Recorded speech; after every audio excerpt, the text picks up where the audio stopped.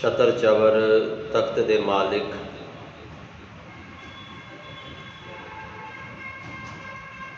सतगुरां दी पावन पवित्र हजूरी विच जुड़ बैठे सत संगी जनों, वडभागे हो जिथे अमृतमयी पावन गुरबाणी दे कीर्तन आप जी ने हुणे श्रवण कीते। जुड़ बैठे हो इस वेले इस पावन अस्थान ते बख्शे सतगुरां दे पावन मुख वाक दी कथा विचार श्रवण करन दे लई। अज दा जो ये पावन शब्द है,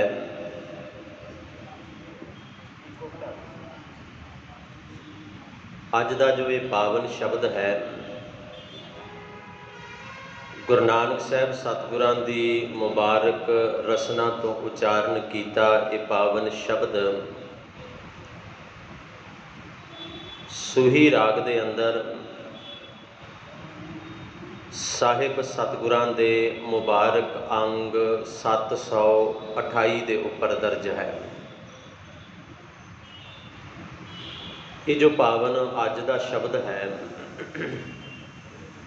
इस सूही राग दा पहला शब्द भी है।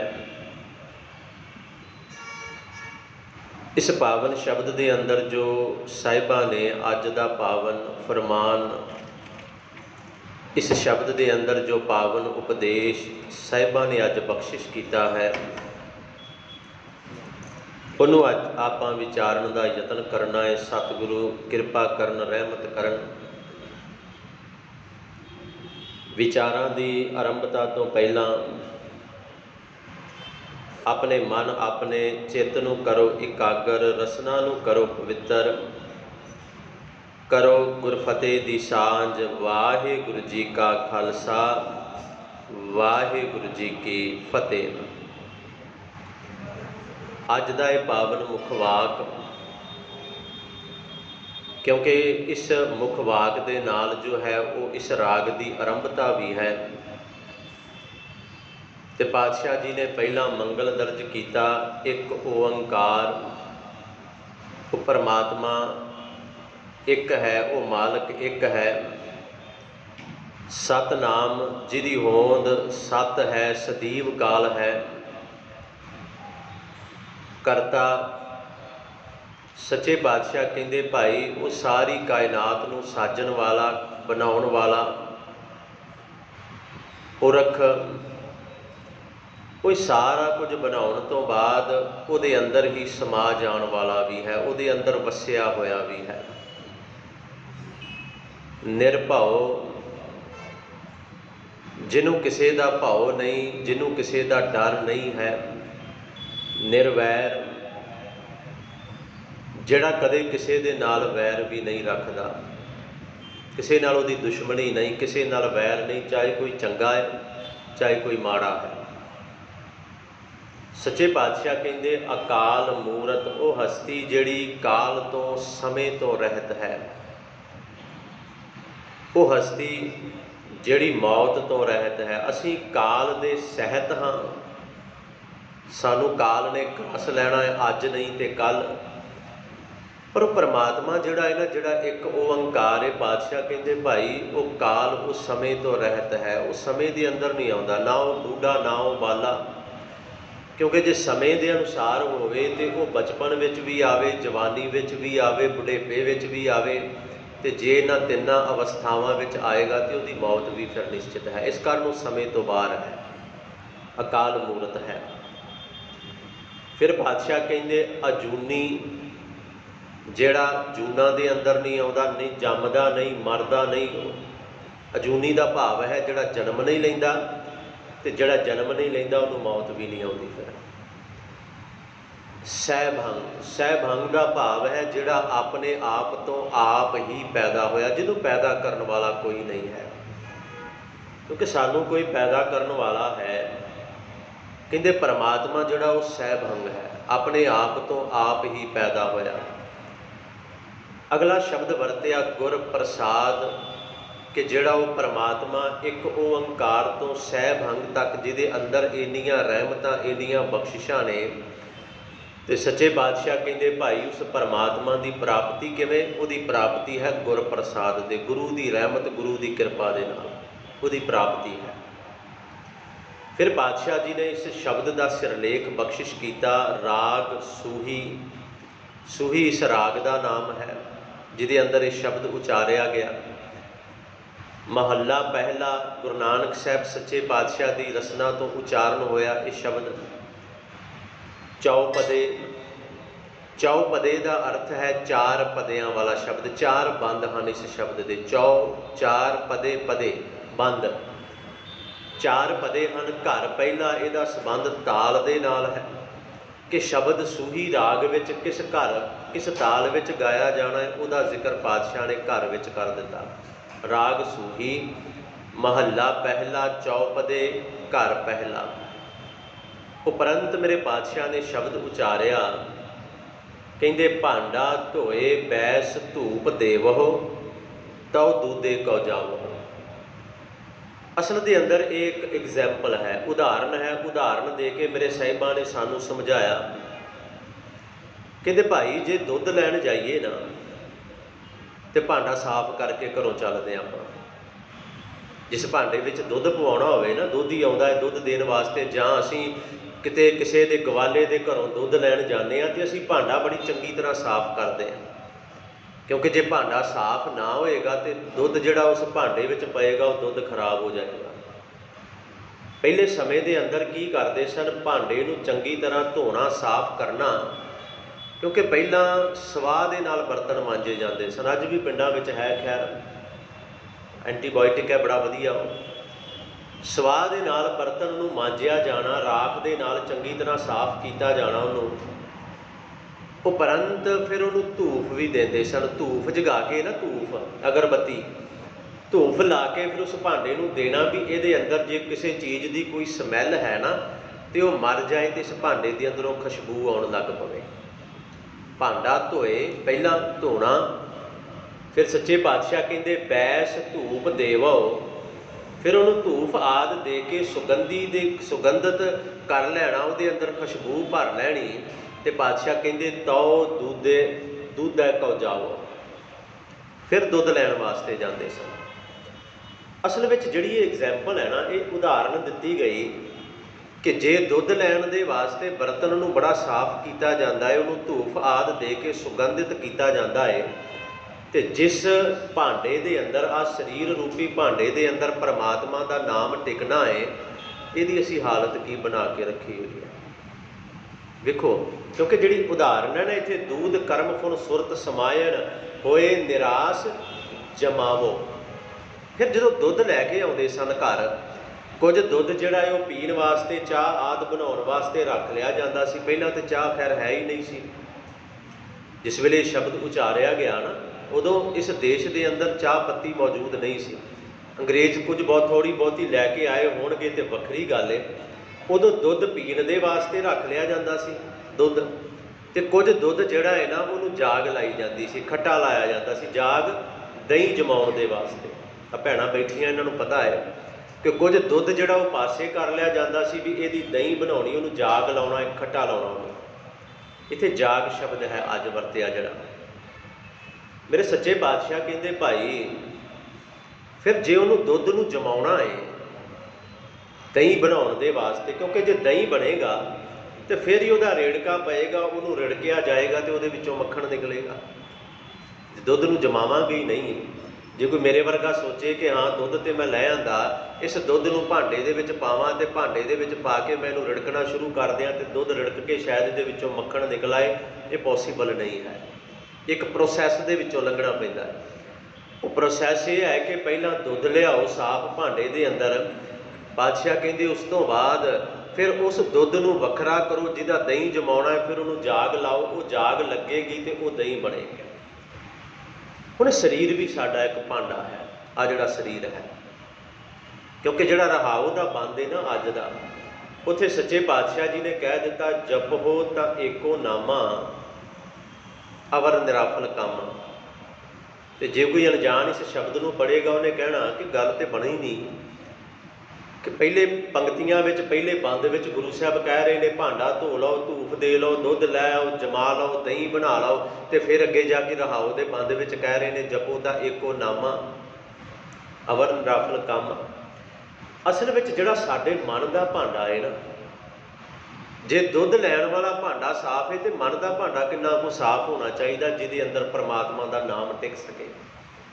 ਕਿੰਨੀ ਬੇਸ਼ਕੀਮਤੀ ਚੀਜ਼ ਹੈ ਪਰਮਾਤਮਾ ਦਾ ਨਾਮ, ਜਿਹਦੇ ਅੰਦਰ ਪਰਮਾਤਮਾ ਦਾ ਨਾਮ ਦਾ ਟਿਕਾਓ ਹੋਏ, ਟਿਕਾਣਾ ਬਣੇ, ਟਿਕ ਜਾਏ, ਸਦਾ ਵਾਸਤੇ ਰੁਕ ਜਾਏ ਜਿਸ ਹਿਰਦੇ ਦੇ ਅੰਦਰ। ਤੇ ਬਾਦਸ਼ਾਹ ਕਹਿੰਦੇ ਉਹ ਭਾਂਡਾ ਵੀ ਤੇ ਸਾਫ਼ ਹੋਣਾ ਚਾਹੀਦਾ ਹੈ ਨਾ ਭਲਿਓ, ਐਵੇਂ ਥੋੜ੍ਹੀ ਟਿਕ ਜਾਏਗਾ ਦੁੱਧ ਉਹਦੇ ਅੰਦਰ, ਉਹਦੇ ਅੰਦਰ ਨਾਮ ਟਿਕ ਜਾਏਗਾ। ਜਪੋ ਤਾਂ ਏਕੋ ਨਾਮਾ, ਕਹਿੰਦੇ ਇੱਕੋ ਪਰਮਾਤਮਾ ਦਾ ਨਾਮ ਜਪੋ ਭਾਈ, ਇੱਕੋ ਪਰਮਾਤਮਾ ਦਾ ਨਾਮ ਅਵਰ ਨਿਰਾਫਲ ਕਾਮਾ। ਤੇ ਪਰਮਾਤਮਾ ਦੇ ਨਾਮ ਜਪਣ ਤੋਂ ਬਿਨਾਂ ਹੋਰ ਜਿੰਨੇ ਵੀ ਕਰਮ ਕਰਦੇ ਆ ਨਾ, ਪਾਤਸ਼ਾਹ ਕਹਿੰਦੇ ਉਹ ਨਿਰਾਫਲ ਨੇ, ਵਿਅਰਥ ਨੇ, ਅਜਾਈ ਨੇ। ਪਰਮਾਤਮਾ ਦੇ ਨਾਮ ਜਪਣ ਤੋਂ ਬਿਨਾਂ ਬਾਕੀ ਦੇ ਸਾਰੇ ਕੰਮ ਕਿਸੇ ਵੀ ਕੰਮ ਨਹੀਂ ਆਉਣੇ, ਉਹ ਵਿਅਰਥ ਚਲੇ ਜਾਣਗੇ ਸਾਰੇ। ਹੁਣ ਬਾਦਸ਼ਾਹ ਨੇ ਆਖਿਆ, ਭਾਂਡਾ ਧੋਏ ਬੈਸ ਧੂਪ ਦੇਵਹੁ, ਤਉ ਦੂਧੈ ਕਉ ਜਾਵਹੁ, ਦੂਧ ਕਰਮ ਫੁਨ ਸੁਰਤ ਸਮਾਇਨ। ਸਮਾਇਨ ਦਾ ਅਰਥ ਹੈ ਜਾਗ ਲਾਉਣੀ। ਦੂਧ ਕਰਮ, ਇਨਸਾਨ ਨੂੰ ਕਹਿੰਦੇ ਭਲਿਆ ਆਪਣੇ ਕਰਮ ਵੀ ਦੁੱਧ ਵਰਗੇ ਕਰਨਾ। ਜਿਹੜੇ ਤੇਰੇ ਕਰਮ ਨੇ ਨਾ ਉਹ ਦੁੱਧ ਵਰਗੇ ਬਿਲਕੁਲ ਸਫੇਦ, ਬਿਲਕੁਲ ਚਿੱਟੇ ਹੋਣ, ਤੇਰੇ ਕਰਮ ਕਾਲੇ ਨਾ ਹੋਣ। ਦੂਧ ਕਰਮ ਫੁਨ ਸੁਰਤ ਸਮਾਇਨ। ਸਮਾਇਨ ਉਹਨੂੰ ਜਿਹੜੀ ਜਾਗ ਲਾਉਣੀ ਹੈ ਨਾ, ਸੁਰਤ ਇਕਾਗਰਤਾ ਦੀ ਜਾਗ ਲਾ ਉਸ ਦੁੱਧ ਨੂੰ। ਦੂਧ ਕਰਮ ਫੁਨ ਸੁਰਤ ਸਮਾਇਨ ਹੋਏ, ਨਿਰਾਸ਼ ਜਮਾਵੋ ਭਾਈ। ਬਿਲਕੁਲ ਨਿਰਾਸ਼, ਮਾਇਆ ਵੱਲੋਂ ਉਪਰਾਮ ਹੋ ਕੇ, ਮਾਇਆ ਦਾ ਖਹਿੜਾ ਛੱਡ ਕੇ ਇਸ ਦੁੱਧ ਨੂੰ ਜਮਾ। ਹੁਣ ਗੱਲ ਜਿਹੜੀ ਉਹ ਭਾਂਡੇ ਤੇ ਆ ਗਈ ਮੁੱਕਣੀ ਹੈ, ਗੱਲ ਭਾਂਡੇ ਤੋਂ ਬਾਹਰ ਜਿਹੜੀ ਉਹ ਨਹੀਂ ਜਾਏਗੀ। ਸੱਚੇ ਪਾਤਸ਼ਾਹ ਕਹਿੰਦੇ ਭਾਂਡਾ ਜਿਹੜਾ ਹੈ ਨਾ ਉਹ ਤੇਰਾ ਬਿਲਕੁਲ ਪੱਕਾ ਹੋਣਾ ਚਾਹੀਦਾ ਹੈ, ਭਾਂਡਾ ਤੇਰਾ ਬਿਲਕੁਲ ਸਾਫ਼ ਹੋਣਾ ਚਾਹੀਦਾ ਹੈ। ਜਪਜੀ ਸਾਹਿਬ ਦੇ ਬਚਨ ਪੜ੍ਹਦੇ ਹਾਂ ਨਾ ਆਪਾਂ, ਗੁਰੂ ਨਾਨਕ ਸਾਹਿਬ ਸੱਚੇ ਪਾਤਸ਼ਾਹ ਨੇ ਉੱਥੇ ਵੀ ਆਖਿਆ, ਕਹਿੰਦੇ ਭਾਂਡਾ ਕਿਹੋ ਜਿਹਾ ਹੋਣਾ ਚਾਹੀਦਾ ਹੈ, ਭਾਂਡਾ ਭਾਉ। ਭਾਂਡਾ ਕਿਹੋ ਜਿਹਾ ਹੋਣਾ ਚਾਹੀਦਾ, ਭਾਉ ਦਾ, ਪ੍ਰੇਮ ਦਾ। ਭਾਂਡਾ ਤੇਰਾ ਭਾਵਨਾ ਵਾਲਾ ਹੋਣਾ ਚਾਹੀਦਾ ਹੈ। ਅੰਮ੍ਰਿਤ ਤਿੱਤ ਢਾਲ, ਇਹ ਤਾਂ ਗੱਲ ਪੱਕੀ ਹੈ ਨਾ, ਜੇ ਭਾਂਡਾ ਭਾਵਨਾ ਦਾ ਹੋਏਗਾ ਤੇ ਨਾਮ ਰੂਪੀ ਅੰਮ੍ਰਿਤ ਉਹਦੇ ਅੰਦਰ ਆ ਕੇ ਟਿਕੇਗਾ ਨਾ। ਭਾਂਡਾ ਭਾਉ, ਅੰਮ੍ਰਿਤ ਤਿੱਤ ਢਾਲ। ਅਸਲ ਵਿੱਚ ਭਾਂਡਾ ਜਿਹੜਾ ਹੈ ਨਾ, ਜਦੋਂ ਗੁਰੂ ਨਾਨਕ ਸਾਹਿਬ ਦਾ ਹੀ ਮੈਂ ਇਹ ਸ਼ਬਦ ਤੁਹਾਡੇ ਸਾਹਮਣੇ ਰੱਖਾਂ, ਜਿਸ ਦਿਨ ਮੇਰੇ ਪਾਤਸ਼ਾਹ ਸੱਜਣ ਠੱਗ ਨੂੰ ਮਿਲੇ ਸਨ ਨਾ ਜਾ ਕੇ ਕੋਲੰਬੇ ਦੀ ਧਰਤੀ ਤੇ, ਉਸ ਦਿਨ ਵੀ ਗੁਰੂ ਸਾਹਿਬ ਨੇ ਆਖਿਆ ਸੀ, ਸੱਜਣ ਬਾਹਰੋਂ ਜਿੰਨਾ ਮਰਜ਼ੀ ਲਿਸ਼ਕ ਲੈ, ਜਿੰਨਾ ਮਰਜ਼ੀ ਚਮਕ ਲੈ ਬਾਹਰੋਂ, ਪਰ ਜਿੰਨੀ ਦੇਰ ਅੰਦਰਲਾ ਭਾਂਡਾ ਸਾਫ਼ ਨਹੀਂ ਹੁੰਦਾ ਉਨੀ ਦੇਰ ਗੱਲ ਨਹੀਂ ਹੋ ਬਣਦੀ। ਬਾਹਰੋਂ ਜੋ ਮਰਜ਼ੀ ਲਿਸ਼ਕ ਲੈ। ਉੱਥੇ ਕਾਂਸੇ ਦੇ ਕਹਿ, ਜਿਹਨੂੰ ਕਹਿ ਸ਼ਬਦ ਵਰਤਦੇ ਸਾਂ ਅਸੀਂ, ਕਾਂਸੇ ਦੇ ਬਰਤਨ ਦੀ ਉਦਾਹਰਨ ਗੁਰੂ ਸਾਹਿਬ ਨੇ ਦਿੱਤੀ। ਉਹਨੂੰ ਆਖਿਆ ਉੱਜਲ ਕਹਿਹਾਂ ਚਿਲਕਣਾ। ਉਦਾਹਰਨ ਭਾਂਡੇ ਦੀ ਦੇ ਰਹੇ ਨੇ, ਕਾਂਸੇ ਦੇ ਭਾਂਡੇ ਦੀ। ਉੱਜਲ ਕਹਿਹਾਂ ਚਿਲਕਣਾ, ਘੋਟਿਮ ਕਾਲੜੀ ਮਸ ਧੋਤਿਆਂ, ਝੂਠ ਨਾ ਉਤਰੈ ਜੇ 100 ਧੋਵਾਂ ਤਿਸ। ਜਿੰਨਾ ਮਰਜ਼ੀ ਕਹਿੰਦੇ ਧੋ ਲੈ, ਜਿਹੜੇ ਤੂੰ ਚਿੱਟੇ ਕੱਪੜੇ ਪਾਏ ਨੇ ਬਾਹਰੋਂ ਬੜਾ ਚਮਕ ਰਿਹਾ ਹੈ, ਸੱਚੇ ਪਾਤਸ਼ਾਹ ਕਹਿੰਦੇ ਜਿੰਨਾ ਮਰਜ਼ੀ ਧੋ ਲੈ, ਜੇ ਕਾਂਸੇ ਦੇ ਬਰਤਨ ਦੀ ਜਿਹੜੀ ਉਹ ਮੈਲ, ਉਹ ਜਿਹੜੀ ਕਾਲਖ ਵਿੱਚ ਨਜ਼ਰ ਆਉਂਦੀ, ਕਿਉਂਕਿ ਉਹਦੇ ਅੰਦਰ ਹੀ ਹੈ, ਉਹ ਕਦੇ ਵੀ ਬਾਹਰ ਨਹੀਂ ਨਿਕਲਦੀ। ਪਾਤਸ਼ਾਹ ਕਹਿੰਦੇ ਇਹ ਗੱਲ ਸਮਝ ਲੈ। ਉੱਜਲ ਕਹਿਹਾਂ ਚਿਲਕਣਾ, ਘੋਟਿਮ ਕਾਲੜੀ ਮਸ ਧੋਤਿਆਂ, ਝੂਠ ਨਾ ਉਤਰੈ ਜੇ 100 ਧੋਵਾਂ ਤਿਸ। ਸੱਜਣ ਸਈ ਨਾਲ ਮੈਂ ਚੱਲਦਿਆਂ ਨਾਲ ਚਲਨ, ਜਿੱਥੈ ਲੇਖਾ ਮੰਗੀਐ ਤਿੱਥੈ ਖੜੇ ਦਿਸਣ। ਇਹ ਭਾਂਡਾ ਅੰਦਰਲਾ ਸਾਫ਼ ਕਰਨਾ ਹੈ, ਤੇ ਇਹ ਨਾਮ ਤੋਂ ਬਿਨਾਂ, ਬਾਣੀ ਤੋਂ ਬਿਨਾਂ ਸਾਫ਼ ਹੋਣਾ ਵੀ ਨਹੀਂ ਹੈ। ਹਾਂ, ਇੱਕ ਉਦਾਹਰਨ ਗੁਰੂ ਸਾਹਿਬ ਨੇ ਹੋਰ ਵੀ ਦਿੱਤੀ ਹੈ, ਉਹ ਵੀ ਸਾਂਝੀ ਕਰਦਾ ਜਾਵਾਂ। ਕਹਿੰਦੇ ਭਲਿਆ ਜੇ ਆ ਜਿਹੜਾ ਤੇਰਾ ਭਾਂਡਾ ਹੈ, ਭਾਂਡਾ ਧੋਵੈ ਕੌਣ? ਇਹ ਗੱਲ ਥੋੜ੍ਹੀ ਜਿਹੀ ਸਮਝਣੀ ਪਏਗੀ। ਕਹਿੰਦੇ ਭਾਂਡਾ ਕਿਵੇਂ ਧੋਤਾ ਜਾਏਗਾ ਜਿਹੜਾ ਭਾਂਡਾ ਬਣਿਆ ਹੀ ਕੱਚਾ ਹੈ? ਭਾਂਡਾ ਧੋਵੈ ਕੌਣ ਜੇ ਕੱਚਾ ਸਾਜਿਆ।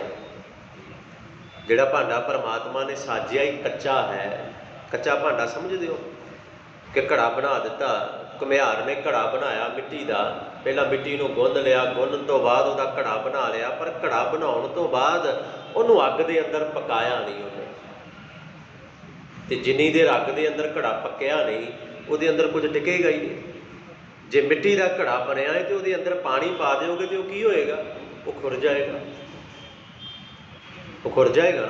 ਭਾਂਡਾ ਧੋਵੈ ਕੌਣ ਜੇ ਕੱਚਾ ਸਾਜਿਆ। ਵੈਸੇ ਉਹਨੇ ਸਾਜਿਆ, ਸੱਚਮੁੱਚ ਹੀ ਆ ਸਰੀਰ ਰੂਪੀ ਭਾਂਡਾ ਜਿਹੜਾ ਇਹ ਕੱਚਾ ਹੈ, ਇਹ ਇੱਕ ਦਿਨ ਖੁਰ ਜਾਣਾ ਹੈ, ਖਤਮ ਹੋ ਜਾਣਾ ਇੱਕ ਦਿਨ। ਅਸੀਂ ਭਾਵੇਂ ਜਿੰਨੀਆਂ ਮਰਜ਼ੀ ਇਹਦੇ ਤੇ ਆਸਾਂ ਲਾ ਕੇ ਬੈਠੇ ਰਹੀਏ ਨਾ, ਇਹ ਖਤਮ ਹੋਏਗਾ ਹੀ ਹੋਏਗਾ ਇੱਕ ਦਿਨ।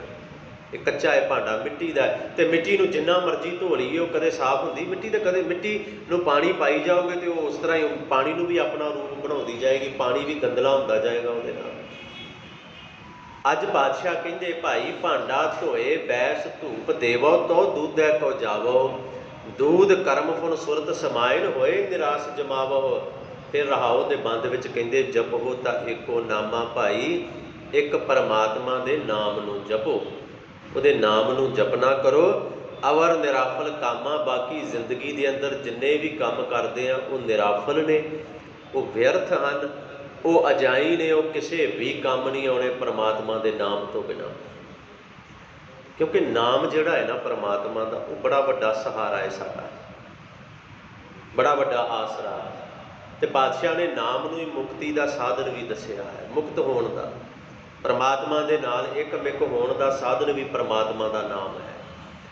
ਅਸੀਂ ਭੱਜਦੇ ਦੌੜਦੇ ਬਹੁਤ ਹਾਂ। ਅੱਜ ਸ਼ਬਦ ਕੁਝ ਵੱਡਾ ਹੈ, ਮੈਂ ਕੋਸ਼ਿਸ਼ ਕਰ ਰਿਹਾ ਕਿ ਅਰਥ ਇਹਦੇ ਕਰਦੇ ਜਾਵਾਂ। ਜਦੋਂ ਗੁਰੂ ਸਾਹਿਬ ਕਹਿੰਦੇ ਕਿ ਹਾਂ ਤੂੰ ਭਾਂਡਾ ਸਾਫ਼ ਕਰ ਲਿਆ, ਦੁੱਧ ਲੈ ਆਂਦਾ, ਦਹੀਂ ਵੀ ਜਮਾ ਲਿਆ, ਹੁਣ ਇਹਨੂੰ ਰੜਕਣਾ ਹੈ, ਹੁਣ ਇਹਦੇ ਵਿੱਚੋਂ ਕੀ ਕਰਨਾ? ਮੱਖਣ ਕੱਢਣਾ ਇਹਦੇ ਵਿੱਚੋਂ। ਅਗਲੇ ਬੰਦ ਵਿੱਚ ਕਹਿੰਦੇ ਇਹੋ ਮਨ ਈਟੀ ਹਾਥ ਕਰੋ ਫੁਨ ਨੇਤਰੋ ਨੀਂਦ ਨਾ ਆਵੈ। ਹੁਣ ਪਹਿਲੇ ਸਮੇਂ ਦੇ ਅੰਦਰ ਜਦੋਂ ਦੁੱਧ ਰਿੜਕਦੇ ਸਨ, ਚਾਟੀ 'ਚ ਦੁੱਧ ਪਾ ਲੈਣਾ, ਮਧਾਣੀ ਵਿੱਚ ਰੱਖ ਲੈਣੀ, ਤੇ ਮਧਾਣੀ ਦੇ ਨਾਲ ਨਾ ਇੱਕ ਰੱਸੀ ਹੁੰਦੀ ਸੀ, ਰੱਸੀ ਨੂੰ ਫੜਨਾ ਤੇ ਇਸ ਤਰ੍ਹਾਂ ਚੱਲਦੀ ਸੀ ਮਧਾਣੀ, ਇਸ ਤਰ੍ਹਾਂ। ਉਸ ਤੋਂ ਬਾਅਦ ਇਲੈਕਟ੍ਰੋਨਿਕ ਮਧਾਣੀਆਂ ਆ ਗਈਆਂ, ਬਟਨ ਛੱਡੋ ਤੇ ਆਪਣੇ ਆਪ ਹੀ ਦਹੀਂ ਨੂੰ ਰਿੜਕਣਾ ਉਹਨੇ ਸ਼ੁਰੂ ਕਰ ਦੇਣਾ। ਪਹਿਲਾਂ ਰੱਸੀ ਦੇ ਨਾਲ ਨਾ ਇਸ ਤਰ੍ਹਾਂ ਘੁਮਾਇਆ ਜਾਂਦਾ ਸੀ ਉਹਨੂੰ, ਇਸ ਤਰ੍ਹਾਂ ਦੋਨਾਂ ਹੱਥਾਂ ਦੇ ਨਾਲ। ਹੁਣ ਰੱਸੀ ਜਿਹੜੀ ਸੀ ਉਹਦੇ ਦੋਨਾਂ ਕਿਨਾਰਿਆਂ ਦੇ ਉੱਪਰ ਲੱਕੜ ਬੰਨੀ ਹੁੰਦੀ ਸੀ, ਛੋਟੀ ਛੋਟੀ ਲੱਕੜ ਹੁੰਦੀ ਸੀ ਉਹਨਾਂ ਕਿਨਾਰਿਆਂ 'ਤੇ। ਅਸਲ ਵਿੱਚ ਹੋ ਪਤਾ ਕੀ ਗਿਆ, ਅਸੀਂ ਜਿੰਨੇ ਮਰਜ਼ੀ ਐਡਵਾਂਸ ਹੋ ਜਾਈਏ, ਜਿੰਨੇ ਮਰਜ਼ੀ, ਪਰ ਜੇ ਗੁਰੂ ਗ੍ਰੰਥ ਸਾਹਿਬ ਸੱਚੇ ਪਾਤਸ਼ਾਹ ਜੀ ਦੀ ਬਾਣੀ, ਇਹਦੇ ਅੰਦਰਲੀਆਂ ਐਗਜ਼ੈਂਪਲਸ ਸਾਨੂੰ ਸਮਝ ਨਹੀਂ ਆਣੇ ਨਾ ਅਸੀਂ, ਤੇ ਫਿਰ ਸਾਨੂੰ ਸਾਡੇ ਵਿਰਸੇ, ਪੁਰਾਤਨ ਵਿਰਸੇ ਨਾਲ ਜੁੜਨਾ ਪਏਗਾ। ਫਿਰ ਮੇਰੀ ਬੇਨਤੀ ਨੂੰ ਸਮਝੀਏ ਕਿ ਜੇ ਗੁਰੂ ਗ੍ਰੰਥ ਸਾਹਿਬ ਵਿਚਲੀਆਂ ਐਗਜ਼ੈਂਪਲਸ ਜਿਹੜੀਆਂ ਉਦਾਹਰਨਾਂ ਦਿੱਤੀਆਂ ਗਈਆਂ ਉਹਨਾਂ ਨੂੰ ਸਮਝਣਾ ਹੈ ਨਾ, ਤੇ ਸਾਨੂੰ ਸਾਡੇ ਪੁਰਾਤਨ ਵਿਰਸੇ ਨਾਲ ਜੁੜਨਾ ਪੈਣਾ ਹੈ, ਨਹੀਂ ਤੇ ਇਹ ਉਦਾਹਰਨਾਂ ਸਮਝ ਹੀ ਨਹੀਂ ਆਉਣਗੀਆਂ। ਅੱਜ ਸਾਡੇ ਘਰਾਂ ਦੇ ਅੰਦਰ ਮੇਰੇ ਖਿਆਲ 70% ਘਰਾਂ ਦੇ ਅੰਦਰ ਦਹੀਂ, ਦੁੱਧ ਨੂੰ ਜਾਗ ਲੱਗਦਾ ਹੀ ਨਹੀਂ, ਦਹੀਂ ਜਮਾਉਂਦੇ ਹੀ ਨਹੀਂ, ਬਾਜ਼ਾਰੋਂ ਫੜ ਲਿਆਓ ਵੀ ਅਮੁਲ ਦਾ ਪੈਕਟ ਫੜ ਲਿਆਓ ਦਹੀਂ ਦਾ। ਅਸੀਂ ਆਪਣੇ ਬੱਚਿਆਂ ਨੂੰ ਆਹ ਉਦਾਹਰਨਾਂ ਕਿਵੇਂ ਸਮਝਾਵਾਂਗੇ ਦੱਸੋ? ਚਲੋ ਇਹ ਤੇ ਮੰਨ ਲਿਆ ਵੀ ਦਹੀਂ ਦੁੱਧ ਜਮਾਉਣ ਵਾਲੀ ਦੀ ਉਦਾਹਰਨ ਚੱਲੇਗੀ ਕੁਝ ਸਾਲ, ਪਰ ਆਹ ਜਿਹੜੀ ਐਗਜ਼ੈਂਪਲ ਅੱਗੇ ਗੁਰੂ ਸਾਹਿਬ ਨੇ, ਗੁਰੂ ਨਾਨਕ ਪਾਤਸ਼ਾਹ ਨੇ ਦਿੱਤੀ, ਇਹ ਕਿਵੇਂ ਸਮਝਾਵਾਂਗੇ ਦੱਸੋ? ਮੈਂ ਤੇ ਤੁਹਾਨੂੰ ਦੱਸ ਰਿਹਾ ਵੀ ਠੀਕ ਹੈ, ਦੁੱਧ ਰੱਖ ਲਿਆ, ਚਾਟੀ ਦੇ ਵਿੱਚ ਪਾ ਕੇ ਉਹਦੇ ਵਿੱਚ ਮਧਾਣੀ, ਲੱਕੜ ਦੀ ਮਧਾਣੀ ਹੁੰਦੀ ਸੀ, ਉਹ ਰੱਖ ਲਈ। ਉਸ ਮਧਾਣੀ ਦੇ ਆਲੇ ਦੁਆਲੇ ਇੱਕ ਰੱਸੀ ਲਪੇਟੀ ਜਾਂਦੀ ਸੀ, ਤੇ ਰੱਸੀ ਦੇ ਦੋਨੋਂ ਸਿਰਿਆਂ ਦੇ ਉੱਪਰ ਛੋਟੀ ਛੋਟੀ ਲੱਕੜ ਬੰਨੀ ਹੁੰਦੀ ਸੀ, ਛੋਟੀ ਛੋਟੀ ਲੱਕੜ, ਉਹਨੂੰ ਈਟੀ ਕਹਿੰਦੇ ਨੇ, ਜਿਹਦੇ ਲਈ ਗੁਰੂ ਸਾਹਿਬ ਨੇ ਇੱਥੇ ਸ਼ਬਦ ਈਟੀ ਵਰਤਿਆ ਹੈ ਅੱਜ। ਉਹ ਲੱਕੜ ਤਾਂ ਬੰਨ੍ਹਦੇ ਸਨ, ਉਹ ਲੱਕੜ ਜਿਹੜੀ ਮੁੱਠ ਵਿੱਚ ਪਕੜੀ ਜਾਂਦੀ ਸੀ, ਰੱਸੀ ਛੁੱਟਦੀ ਨਹੀਂ ਸੀ ਹੱਥ ਦੇ ਵਿੱਚੋਂ, ਤੇ ਉਹ ਪਕੜ ਕੇ ਫੜ ਕੇ ਚੰਗੀ ਤਰ੍ਹਾਂ, ਤੇ ਫਿਰ ਇਸ ਤਰ੍ਹਾਂ ਘੁਮਾਇਆ ਜਾਂਦਾ ਸੀ, ਜਿਹਦੇ ਨਾਲ ਮਧਾਣੀ ਘੁੰਮਦੀ ਸੀ, ਰਾਈਟ ਲੈਫਟ ਰਾਈਟ, ਇਸ ਤਰ੍ਹਾਂ ਜਿਵੇਂ ਅੱਜ ਵਾਸ਼ਿੰਗ ਮਸ਼ੀਨ ਘੁੰਮਦੀ ਹੈ ਲੈਫਟ ਰਾਈਟ, ਇਸ ਤਰ੍ਹਾਂ ਮਧਾਣੀ ਨੇ ਘੁੰਮਣਾ, ਤੇ ਜਿਹੜੀ ਦਹੀਂ ਉਹ ਰਿੜਕਦੀ ਜਾਣੀ, ਤੇ ਉਹਦੇ ਵਿੱਚੋਂ ਮੱਖਣ ਬਾਹਰ ਨਿਕਲਣਾ, ਲੱਸੀ ਵੱਖਰੀ ਹੋ ਜਾਣੀ ਤੇ ਮੱਖਣ ਵੱਖਰਾ ਹੋ ਜਾਣਾ। ਸਾਨੂੰ ਪੁਰਾਤਨ ਵਿਰਸੇ ਨਾਲ ਜੁੜਨਾ ਪਏਗਾ। ਅਸੀਂ ਜਿੰਨਾ ਮਰਜ਼ੀ ਐਡਵਾਂਸ ਹੁੰਦੇ ਜਾਈਏ। ਦੂਜੀ ਗੱਲ ਹੋਰ ਵੀ ਹੈ, ਜਦੋਂ ਇਹ ਗੱਲ ਅਸੀਂ ਕਹਿੰਦੇ ਹਾਂ ਨਾ ਕਿ ਹਾਂ ਬਾਣੀ ਦਾ ਉਚਾਰਨ ਜਿਹੜਾ ਉਹ ਆਧੁਨਿਕ ਤਰੀਕੇ ਦੇ ਨਾਲ ਕਰਨਾ ਚਾਹੀਦਾ ਸਾਨੂੰ, ਅਸੀਂ ਕਹਿੰਦੇ ਹਾਂ, ਕਿ ਗੁਰੂ ਗ੍ਰੰਥ ਸਾਹਿਬ ਵਿਚਲੀ ਬਾਣੀ ਦਾ ਉਚਾਰਨ ਸਾਨੂੰ ਆਧੁਨਿਕ ਤਰੀਕੇ ਦੇ ਨਾਲ ਕਰਨਾ ਪਏਗਾ, ਪਰ ਐਗਜ਼ੈਂਪਲਸ ਕਿਵੇਂ ਦੇਵਾਂਗੇ ਆਧੁਨਿਕ ਤਰੀਕੇ ਨਾਲ, ਦੱਸੋ। ਉਦਾਹਰਨਾਂ ਆਧੁਨਿਕ ਤਰੀਕੇ ਦੇ ਨਾਲ ਕਿਵੇਂ ਲੋਕਾਂ ਦੇ ਅੱਗੇ ਰੱਖਾਂਗੇ। ਮਧਾਣੀ ਨੂੰ ਤਾਂ ਮਧਾਣੀ ਕਹਿਣਾ ਪਏਗਾ, ਈਟੀ ਨੂੰ ਤਾਂ ਈਟੀ ਕਹਿਣਾ ਪਏਗਾ।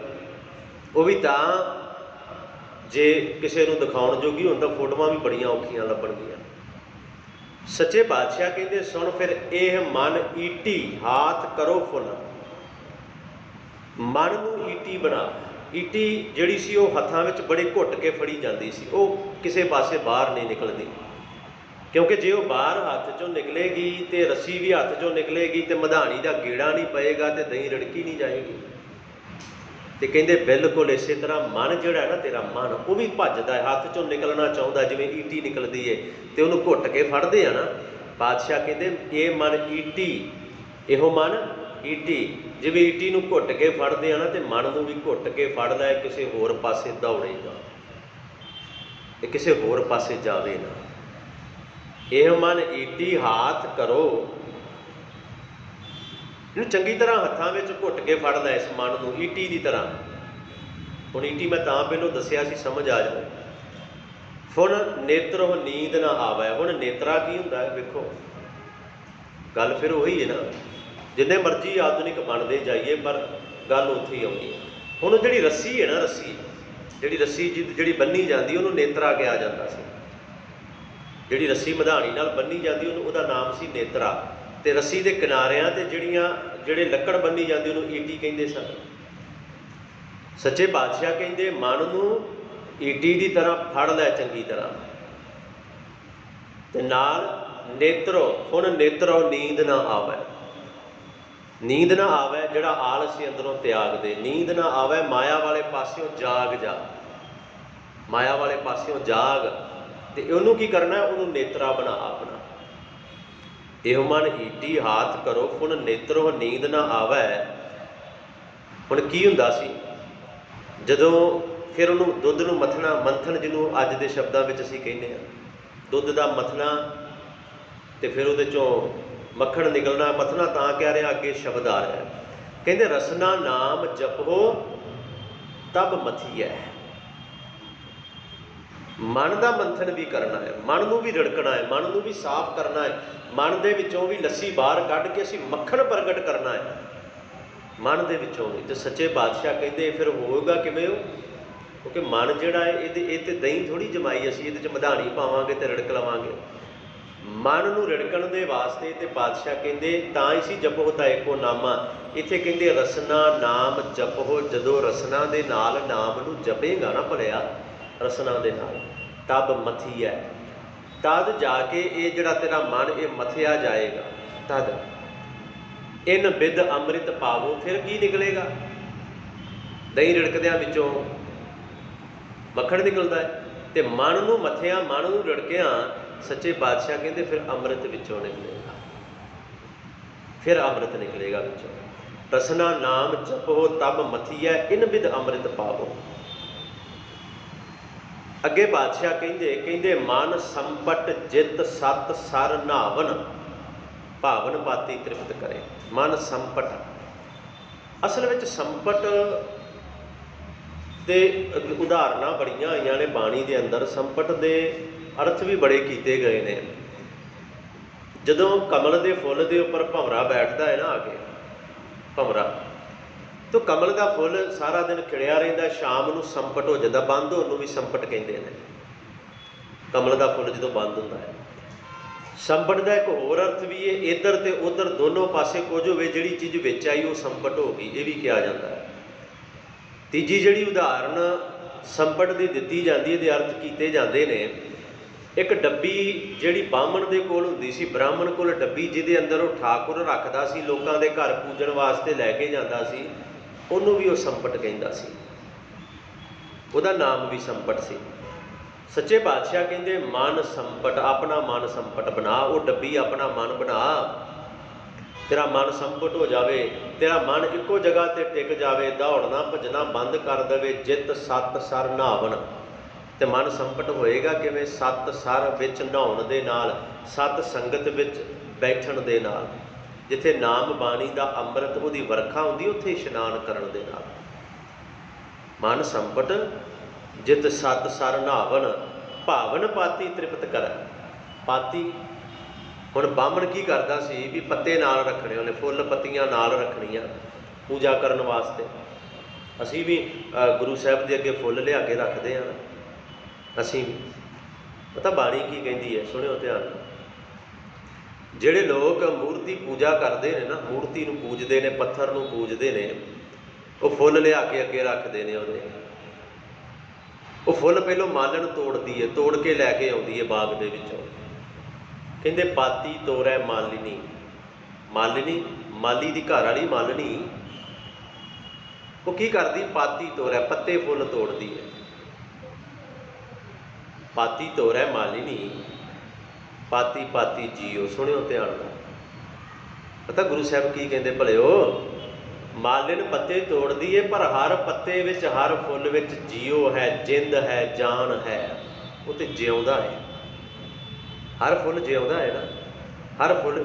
ਕਿਉਂਕਿ ਜੇ ਜਿਉਂਦਾ ਨਾ ਹੋਵੇ ਤੇ ਤੋੜਨ ਤੋਂ ਬਾਅਦ ਮੁਰਝਾ ਕਿਉਂ ਜਾਵੇ, ਖਤਮ ਕਿਉਂ ਹੋ ਜਾਵੇ? ਪਾਤੀ ਤੋਰੈ ਮਾਲਿਨੀ ਪਾਤੀ ਪਾਤੀ ਜੀਓ, ਜਿਸ ਪਾਹਨ ਕਉ ਪਾਤੀ ਤੋਰੈ। ਜਿਸ ਪੱਥਰ ਦੇ ਵਾਸਤੇ, ਜਿਸ ਪੱਥਰ ਤੇ ਚੜਾਉਣ ਵਾਸਤੇ ਉਹ ਪੱਤੇ ਤੋੜ ਰਹੀ ਹੈ, ਫੁੱਲ ਤੋੜ ਰਹੀ ਹੈ ਮਾਲਣੇ, ਸੋ ਪਾਹਣ ਨਿਰਜੀਓ। ਕਹਿੰਦੀ ਉਹ ਤੇ ਵਿਚਾਰਾ ਨਿਰਜਿੰਦ, ਉਹਦੇ ਪੱਥਰ ਦੇ ਅੰਦਰ ਤੇ ਜਾਨ ਨਹੀਂ, ਤੇ ਉਸ ਜਿਹਦੇ ਅੰਦਰ ਜਾਨ ਨਹੀਂ ਉਹਦੇ ਅੱਗੇ ਚੜਾਉਣ ਵਾਸਤੇ ਜਿੰਦ ਵਾਲਿਆਂ ਨੂੰ ਤੋੜ ਤੋੜ ਸੱਟੀ ਜਾ ਰਹੀ ਹੈ। ਬ੍ਰਾਹਮਣੇ ਕੁਝ ਕਰਦਾ ਸੀ ਨਾ, ਭਾਵਨ ਪਾਤੀ ਤ੍ਰਿਪਤ, ਇੱਥੇ ਆ ਰਿਹਾ ਹੈ ਭਾਵਨ ਪਾਤੀ ਤ੍ਰਿਪਤ ਕਰੈ। ਕਹਿੰਦੇ ਜਿਸ ਪਾਹਨ ਕੋ ਪਾਤੀ ਤੋਰੈ, ਸੋ ਪਾਹਨ ਨਿਰਜੀਓ। ਭੂਲੀ ਮਾਲਣੀ ਹੈ, ਮਾਲਣ ਤੇ ਭੁੱਲ ਗਈ ਵਿਚਾਰੀ। ਪਰ ਕੀ ਕਹਿੰਦੇ? ਸਤਿਗੁਰ ਜਾਗਤਾ ਹੈ। ਗੁਰੂ ਜਾਗਦਾ ਹੈ, ਮਾਲਣ ਭੁੱਲ ਗਈ ਵਿਚਾਰੀ।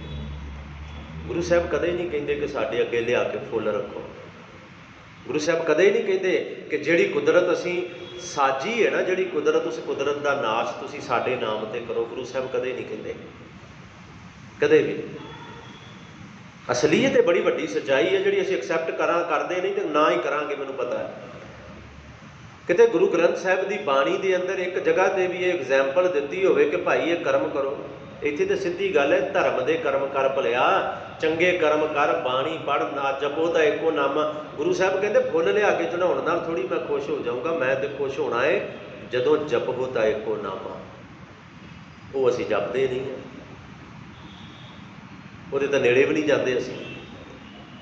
ਅੱਜ ਪਾਤਸ਼ਾਹ ਕਹਿੰਦੇ ਇਹ ਮਨ ਸੰਪਟ, ਵਾਹਿਗੁਰੂ ਕਹਿੰਦੇ ਮਨ ਸੰਪਟ ਜਿਤ ਸਤ ਸਰ ਨਹਾਵਨ ਭਾਵਨ ਪਾਤੀ ਤ੍ਰਿਪਤ ਕਰੈ।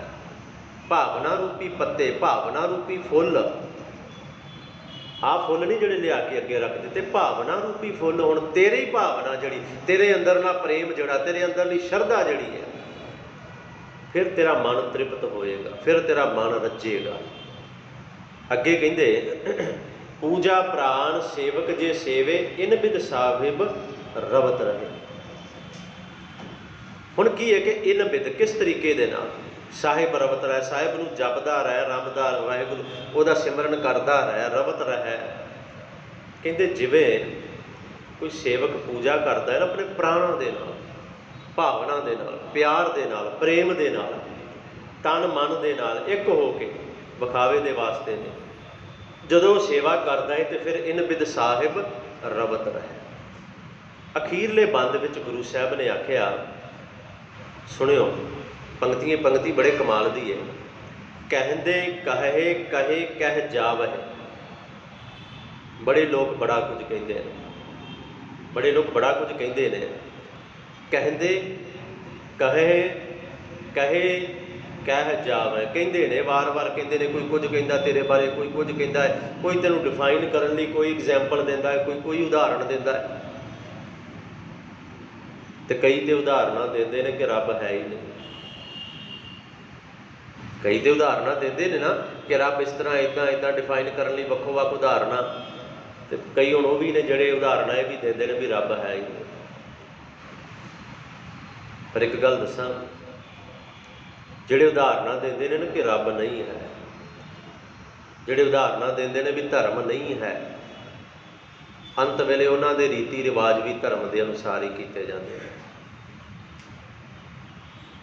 ਅੱਜ ਤੱਕ ਕੋਈ ਇਹੋ ਜਿਹਾ ਬੰਦਾ ਇੱਕ ਵੀ ਨਜ਼ਰ ਆਇਆ, ਮੈਂ ਆਪਣੇ ਦੇਸ਼ ਦੀ ਗੱਲ ਕਰ ਰਿਹਾ, ਜਿਹੜਾ ਕਹੇ ਮੈਂ ਧਰਮ ਨੂੰ ਨਹੀਂ ਮੰਨਦਾ, ਮੈਂ ਰੱਬ ਨੂੰ ਨਹੀਂ ਮੰਨਦਾ, ਤੇ ਵਸੀਅਤ ਵਿੱਚ ਲਿਖ ਕੇ ਗਿਆ ਹੋਵੇ ਕਿ ਮੇਰੇ ਕਰਮ ਜਿਹੜੇ ਨੇ ਅੰਤਲੇ ਉਹ ਧਰਮ ਦੇ ਅਨੁਸਾਰ ਨਾ ਕੀਤੇ ਜਾਣ। ਕੋਈ ਇੱਕ ਐਗਜ਼ਾਮਪਲ ਹੈ ਕਿਸੇ ਕੋਲ?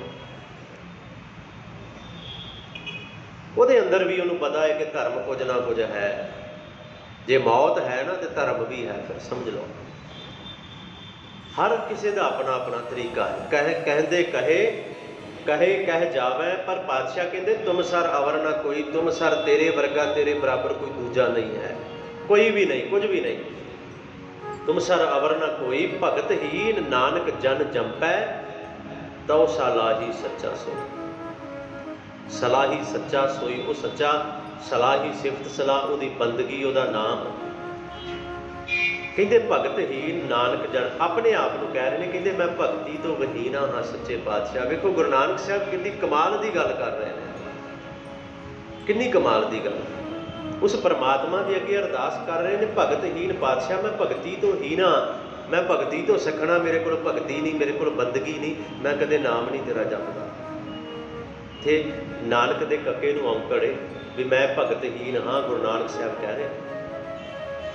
ਜਦ ਕਿ ਬਾਣੀ ਪੜ੍ਹਦੇ ਆ ਨਾ, ਤੇ ਬਾਣੀ ਦੇ ਅੰਦਰਲੇ ਬਚਨ ਹਨ ਕਿ ਸਤਿਗੁਰੂ ਨਾਨਕ ਭਗਤ ਕਰੀ ਇੱਕ ਮਨ, ਤਨ ਮਨ ਧਨ ਗੋਬਿੰਦ ਦੀ। ਕਿ ਗੁਰੂ ਨਾਨਕ ਸਾਹਿਬ ਨੇ ਵੀ ਇੱਕ ਮਨ ਦੇ ਨਾਲ ਉਸ ਪਰਮਾਤਮਾ ਦੀ ਭਗਤੀ, ਉਸ ਪਰਮਾਤਮਾ ਦੀ ਬੰਦਗੀ ਕੀਤੀ। ਗੁਰੂ ਨਾਨਕ ਸਾਹਿਬ ਨੇ ਬਾਣੀ ਕਹਿ ਰਹੀ ਹੈ, ਪਰ ਇੱਥੇ ਨਿਮਰਤਾ ਵੇਖੋ, ਆਪਣੇ ਆਪ ਨੂੰ ਕਹਿ ਰਹੇ ਨੇ ਭਗਤ ਹੀਨ ਨਾਨਕ ਜਨ ਜੰਪੈ। ਸੱਚੇ ਬਾਦਸ਼ਾਹ ਮੈਂ ਭਗਤੀ ਤੋਂ ਹੀਨ ਹਾਂ, ਮੈਂ ਭਗਤੀ ਤੋਂ ਸਖਣਾ, ਕੋਈ ਰਹਿਮਤ ਕਰ, ਮੈਂ ਵੀ ਤੇਰਾ ਨਾਮ ਜਪਾਂ। ਹਉ ਸਲਾਹੀ ਸੱਚਾ ਸੋਈ, ਕੋਈ ਕਿਰਪਾ ਕਰ, ਮੈਂ ਵੀ ਸੱਚੇ ਤੇਰੇ ਨਾਮ ਦੀ ਸਿਫਤ ਸਲਾਹ ਕਰਦਾ ਰਹਾਂ। ਕਿਰਪਾ ਕਰ, ਰਹਿਮਤ ਕਰ, ਬਖਸ਼ਿਸ਼ ਕਰ। ਵੇਖੋ ਕਿੰਨੀ ਨਿਮਰਤਾ ਗੁਰੂ ਸਾਹਿਬ ਨੇ।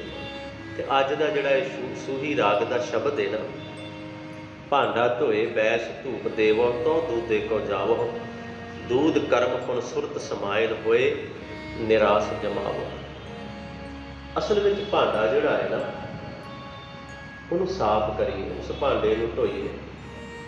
ਤੇ ਬਾਣੀ ਵੀ ਇਹ ਗੱਲ ਕਹਿੰਦੀ ਹੈ ਕਿ ਭਾਂਡਾ ਅੱਛਾ ਸੋਏ ਜੋ ਤਿਸ ਭਾਵ ਸੀ। ਫਿਰ ਸਮਝੇ ਭਾਂਡਾ ਅੱਛਾ ਕਿਹੜਾ ਹੈ?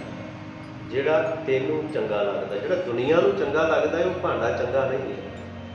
ਜਿਹਦੀ ਸਿਫਤ ਸਲਾਹ ਦੁਨੀਆ ਕਰਦੀ ਹੈ ਨਾ, ਜਿਹਦੀ ਸਿਫਤ ਸਲਾਹ ਲੋਕ ਕਰਦੇ ਨੇ ਵੀ ਹਾਂ ਇਹ ਭਾਂਡਾ ਪੱਕਾ ਹੈ, ਭਾਂਡਾ ਚੰਗਾ ਹੈ। ਇਹਨਾਂ ਪਿੰਡਾਂ ਵਿੱਚ ਸ਼ਬਦ ਵਰਤੇ ਜਾਂਦੇ ਸਨ ਸਾਧੂਆਂ ਮਹਾਤਮਾ ਵਾਸਤੇ, ਇਹ ਪੱਕਾ ਭਾਂਡਾ ਹੈ, ਇਹ ਪੂਰਾ ਹੈ, ਸੰਤ ਬਣ ਗਿਆ, ਪਰਮਾਤਮਾ ਨਾਲ ਮਿਲ ਗਿਆ। ਕਹਿੰਦੇ ਨਹੀਂ, ਲੋਕ ਜੋ ਮਰਜ਼ੀ ਕਹਿਣ। ਭਾਂਡਾ ਅੱਛਾ ਕਿਹੜਾ ਹੈ? ਭਾਂਡਾ ਅੱਛਾ ਸੋਏ ਜੋ ਤਿਸ ਭਾਵ ਸੀ। ਭਾਂਡਾ ਉਹ ਅੱਛਾ ਹੈ ਜਿਹੜਾ ਤੈਨੂੰ ਭਾਵ ਹੈ, ਜਿਹੜਾ ਤੈਨੂੰ ਚੰਗਾ ਲੱਗ ਗਿਆ। ਪਰ ਕਹਿੰਦੇ ਭਾਂਡਾ ਅਤ ਮਲੀਨ ਧੋਤਾ ਅੱਛਾ ਨਾ ਹੋਵੇ ਸੀ। ਅਤ ਮਲੀਨ, ਜਿੰਨਾ ਮਰਜ਼ੀ ਮਲੀਨ ਭਾਂਡਾ ਹੋਏ, ਕਹਿੰਦੇ ਧੋਤਿਆਂ ਕਿਵੇਂ ਅੱਛਾ ਹੋਏਗਾ, ਧੋਤਿਆਂ ਕਿਵੇਂ ਚੰਗਾ ਹੋਏਗਾ। ਭਾਂਡਾ ਅਤ ਮਲੀਨ ਧੋਤਾ ਅੱਛਾ ਨਾ ਹੋਏ ਸੀ। ਉਹ ਧੋਤਿਆਂ ਜਿੰਨਾ ਮਰਜ਼ੀ ਧੋ ਲਓ, ਜਿੰਨਾ ਮਰਜ਼ੀ ਮਾਂਜਦੇ ਰਹੋ, ਉਹਨੂੰ ਉਹ ਸਾਫ਼ ਨਹੀਂ ਹੋਏਗਾ। ਫਿਰ ਸਮਝਾਇਆ ਗੁਰਦੁਆਰੇ ਹੋਏ ਸੋਝੀ ਪਾਈ ਸੀ ਜਿੱਥੇ ਬੈਠੇ ਆਪਾਂ। ਇਸ ਘਰ ਦੇ ਅੰਦਰ ਰਹਿਮਤਾਂ, ਇਸ ਘਰ ਦੇ ਅੰਦਰ ਬਖਸ਼ਿਸ਼ਾਂ ਹੋਣੀਆਂ ਨੇ। ਇਸ ਘਰ ਦੇ ਅੰਦਰ ਆ ਕੇ ਹੀ ਏਤ ਦੁਆਰੇ ਆਏ ਅੱਛਾ ਹੋਈ ਸੀ। ਅੱਛਾ ਚੰਗਾ ਭਾਂਡਾ ਜਿਹੜਾ ਹੋਏਗਾ ਉਹ ਇਸ ਦੁਆਰੇ, ਇਸ ਘਰ ਦੇ ਅੰਦਰ ਆ ਕੇ ਸੱਚੇ ਪਾਤਸ਼ਾਹ ਕਹਿੰਦੇ। ਤੇ ਭਾਂਡਾ ਉਹ ਭਲਾ ਹੈ ਜਿਹੜਾ ਤੈਨੂੰ ਭਾ ਗਿਆ, ਭਾਂਡਾ ਉਹ ਭਲਾ ਹੈ ਜਿਹੜਾ ਤੈਨੂੰ ਚੰਗਾ ਲੱਗਦਾ ਹੈ। ਸੱਚੇ ਪਾਤਸ਼ਾਹ ਕਹਿੰਦੇ ਦੂਜਾ ਭਾਂਡਾ ਜਿਹੜਾ ਉਹ ਪ੍ਰਵਾਨ ਨਹੀਂ ਹੈ, ਉਹ ਭਾਂਡਾ ਪ੍ਰਵਾਨ ਨਹੀਂ ਜਿਹੜਾ ਤੈਨੂੰ ਚੰਗਾ ਨਹੀਂ ਲੱਗਦਾ। ਅੱਜ ਗੁਰੂ ਸਾਹਿਬ ਨੇ ਆਖਿਆ ਭਾਂਡਾ ਉਹ ਹੈ